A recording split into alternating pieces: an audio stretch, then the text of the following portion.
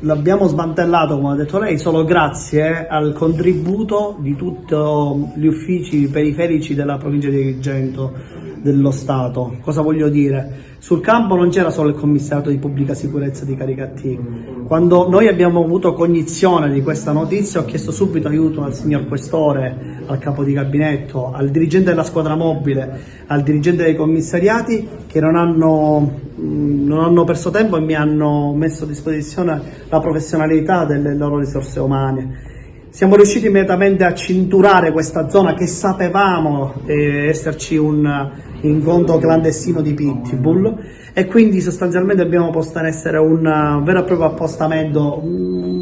Si tratta di una vera attività di polizia alla vecchia maniera, con un'osservazione prolungata sin dalle prime luci dell'alba. Abbiamo visto arrivare sempre queste macchine, sono arrivate 13 macchine a Caricattì. Appena abbiamo visti arrivare abbiamo fatto alzare il volo, il reparto volo, il quarto reparto volo di Palermo, che guardi, mi preme ringraziarli davvero, perché grazie al loro prezioso contributo siamo veramente riusciti a filmare in flagranza di reato questa lotta clandestina tra pitbull.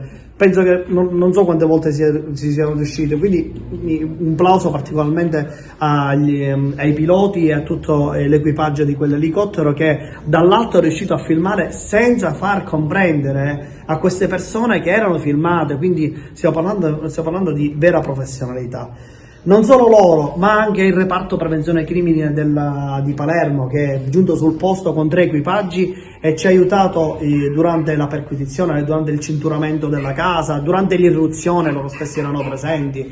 Sostanzialmente è un'attività veramente difficile da attuare, impegnativa, però noi siamo abituati a parlare di risorse umane. Ecco, permettetemi il termine, io non ho gestito risorse umane, ho gestito eccellenze umane che mi hanno permesso realmente di raggiungere un risultato veramente importante. I cani sono stati sequestrati, si tratta di 6 cani di razza pitbull. Il primo incontro, erano 3 incontri, il primo incontro è stato immediatamente interrotto, perché già nel primo incontro il pitbull era ferito gravemente, come vedrete dalle immagini che vi forniremo.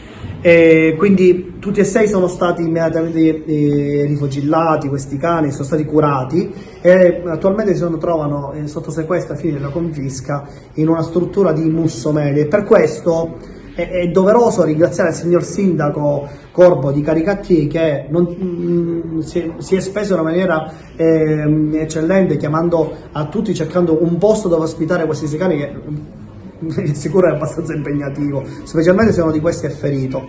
Poi fermati non solo caricattesi, non solo siciliani. Esattamente, sì, su 25 fermati, non 23, 2 sono minorenni e solo 4 sono di Caricattì, gli altri vengono da altre province, addirittura altri da fuori regione. Quindi questo lascia comprendere quando questo evento sia stato importante per loro e quanto sia importante averlo interrotto da parte nostra, ripeto, con tutti gli strumenti dello Stato che è messo in campo. Quindi io parlo come Polizia di Stato, ma alla Procura della Repubblica la dottoressa Barevelli è stata gentilissima a fornire un prezioso contributo, il sindaco di Caricattì. Insomma, stiamo parlando dello Stato nel senso alto, più nobile del termine.